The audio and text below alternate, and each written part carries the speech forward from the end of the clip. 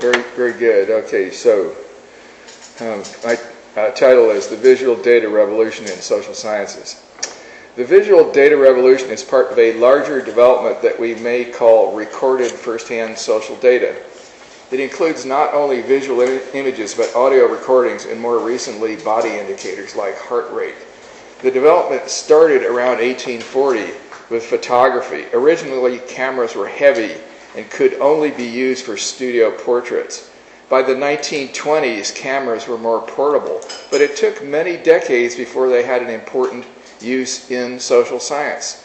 The vast proportion of photos are taken for ritualized conventional purposes.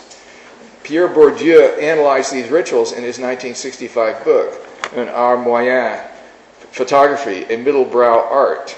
A wedding or a vacation trip is not considered ritually proper unless there's a photograph of the group staring at the camera, usually with fake smiles on their faces.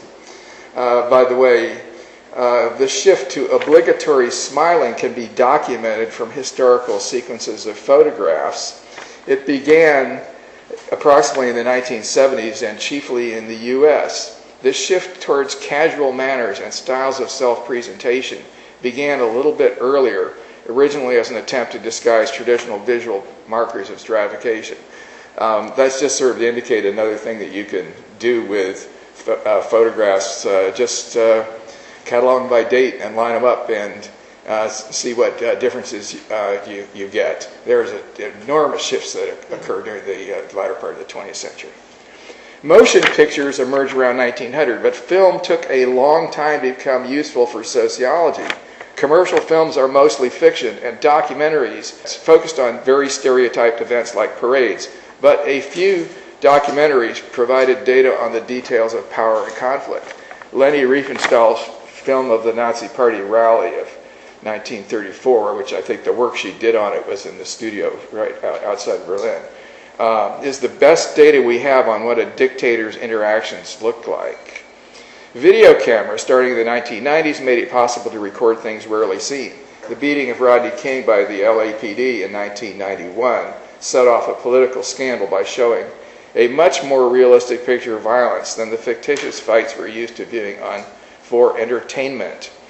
We live in an era of ubiquitous video data of real life, from mobile phone cameras, CCTV, and cameras mounted on police. We can speak of a visual data revolution as we now have data to re-theorize not only violence, but politics, the exercise of power, and the construction of social identities and communities. Having this data is not the same thing as knowing how to analyze it, what questions it answers, and what new patterns it shows. For example, tape-recorded conversations led to conversation analysis and the discovery of the turn-taking rule. Good conversation has no gap, no overlap. One speaker takes a turn, the other speaker comes in right on the beat with no gap. Originally, this was stated by Sachs, Shageloff, and Jefferson at UCLA as a universal rule of conversation. We've reinterpreted it as high solidarity ritual. There are two ways that the rule can be violated. Gaps in conversation, as short as fractions of a second, indicate alienation. A gap which is as long as 1 second is very, very palpable. Overlaps, more than one person talking at the same time, indicate conflict. Examining audio recordings in detail, we can also see who sets the rhythm and who follows. This is stratification on the micro level, and probably where that idea about microaggressions started becoming popular in the educational world. The social science usefulness of recorded first-hand data depends on developments in tandem with social theory. This is not necessarily the case with commercial or organizational uses of such data. An example of the intertwining between visual data and social theory is Paul Ekman's research starting in the 1970s on facial expression of emotions in photographs. This enables us to read the emotions of people from visual data and to capture the emotional interactions among people. If an interaction converges on the same emotion, it shows solidarity, especially if people express the emotion at the same time and in the same rhythm. Of course, you can't see the rhythm from Ekman's own photographs, but now we can see it. There are also reciprocal emotions. For example, one person showing anger and the other fear. Or more generally, one person showing spontaneity in expressing emotions and the other following passivity. That is what I'd like to refer to as high or low emotional energy. These are indicators of what we could call emotional domination. Recorded visual data and its skein of theory sharpens our ability as ethnographic observers and as interviewers. As we know more about micro-processes and indicators, we can ask people about the relevant details of their experiences. An example of the intertwining of visual data and theory.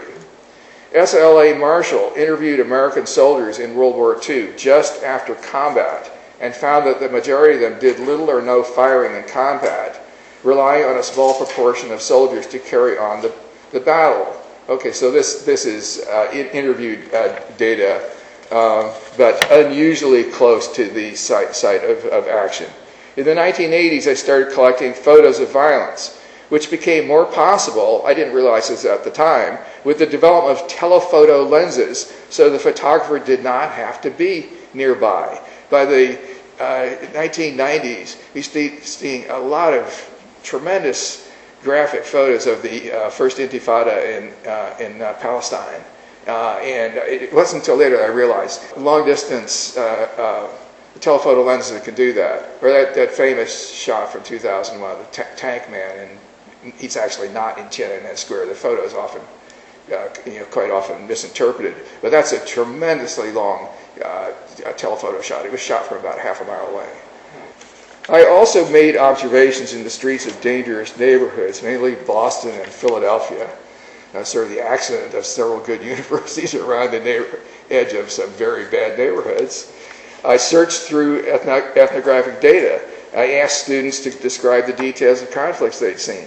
This led to the discovery of what I call confrontational tension fear, using Ekman's cues for facial expression of emotions, and to recognizing the situational conditions in which violence proceeds or aborts, which the situational conditions, kind of above all, were don't look just at the two people in interaction, look at who's around them, like are there other people paying attention, and so forth. I realized that there's a whole line of research in psychology that converges on this, and I just discovered, it took me a while to discover Army psychologist Dave Grossman's work on soldiers' reluctance to fire in combat. I'll mention a few brief examples of discoveries from first-hand data. Now, this is by no means a systematic sample at all. You'll see what the sample bias is in a minute. It's mostly about people in this room. Anne Nassauer has made many discoveries about the processes by which violence breaks out in protest demos and when the violence is prevented. I will mention only one. If violence is going to happen in a demonstration, it never begins from the first moment of the demo. The danger zone is between 90 minutes and 150 minutes after it starts. If it has not happened by then, usually the demo proceeds peacefully to the end.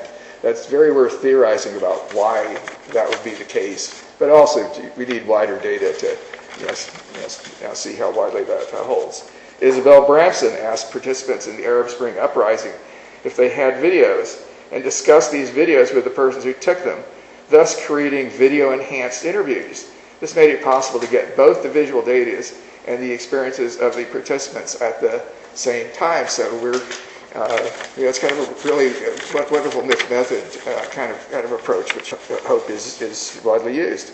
Mark Levine's research group showed that third parties were usually successful at intervening to break up fights in pubs, and we saw an example of that. Stefan Klusemann used news camera videos to show the turning points of emotional domination among military leaders that led to the massacre in Srebrenica. So I'm not quite sure when those sort of big shoulder-held video cameras came in that if you watch a football game on TV, you see them walking around the sidelines with them. So at any rate, the news team that went into Srebrenica had exactly those kind of cameras. In sum, we learned both good news and bad news about violence. But the latter, the bad news, suggests how it might be possible to control these processes better. Besides research on conflict and violence, there are further directions for using visual data, including a major question of social science, that is stratification or inequality. Consider what we can do with films and videos of people in public places. Keith Hampton, who was a colleague of mine in Philadelphia for a while, compared big city streets in America across 30 years. Now, essentially what he did was he dug up old Super 8 film that a long ago famous ethnographer, William White, had done of various public places, and then he got a video team to go out to exactly the same places around the year 2010 and do a much more extensive analysis, basically using time-lapse photography. One change over that period of 30 years was a large decrease in gender segregation. In 1980, downtown business districts were mostly a male space. By 2010, there was a large increase in women. In most cities, about 70% of the people were walking alone. Since 1980, that is up towards the modern period, women were much more likely to walk alone in public, while men walked alone a little less likely. Interestingly enough, the women were converging with the male pattern. And when people walked together, gender-integrated groups became more common. Now, I want to add this to my own observations about people in streets, which I've done a little bit of, basically just walking around with my still camera and taking as many photos as I can, but, sometimes sitting there and trying to, make notes on things. What I'm mostly concerned about was what Goffman called withs, that is, people who are with somebody else by showing the tie signs of being together. I found that today, now I started doing this stuff probably about 10 years ago. I found there is still a great deal of segregation in who people are with on almost every dimension except gender, which is kind of interesting because, gender is one of the main ones where, the theorists are talking about, how much, inequality or conflict there is there, but that's actually the dimension on which people are least segregated. I found that people in widths are typically about the same age, race, the same height and weight, the same clothing style, and the same level of physical attractiveness. That's very attractive people tend to be together, medium attractive people tend to be together, and so forth. Age segregation is very widespread, except when there are family groups. There's a certain amount of ethnographic data that sort of backs that up. Another one of my Penn colleagues, Dave Grazian, did this wonderful sort of multi-method study of people going out for a night at nightclubs. And it's now the people going out were pretty much gender segregated, except when they come together in these kind of strategic situations on the dance floor. But he said the girls in particular distinguished very strongly on the age of the men who approached them, and anybody who was more than 3 or 4 years older than them was very strongly rejected. Now, we haven't really looked so widely at age segregation, but I think age segregation is kind of one of the most powerful things there is, and it's probably one of the reasons why people in their teens on the whole are very pissed off at adults. Gender is the least segregated dimension, as male-female couples and groups and male-female integrated groups are frequent, and in some contexts they are predominant. On the other hand, I have charted who sits next to whom at academic talks. I've got maybe, 80 or 100 of these. I kind of do them if I can see where people are sit. There is almost always a male zone and a female zone. I did this at your seminar yesterday, and it's pretty much the same. You could try to think about how that is so. We could extend such analyses to who talks to whom, which has more complicated patterns. At festive occasions, parties and social gatherings, there's a lot of gender segregation, but also a lot of age segregation. You don't actually have to interview anybody to see this in conversation partners. But there's also gender differences in the amount of talking.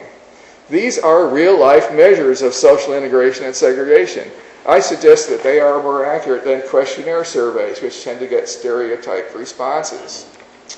Winding up, Pierre Bourdieu was a pioneer in using photographs in his research to show the differences in taste and habitus between social classes.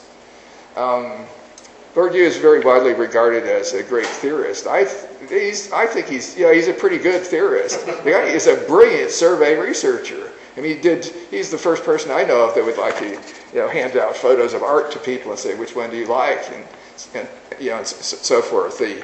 My main criticism of it is his work is all static, and his theory is all static too. Everything reproduces itself.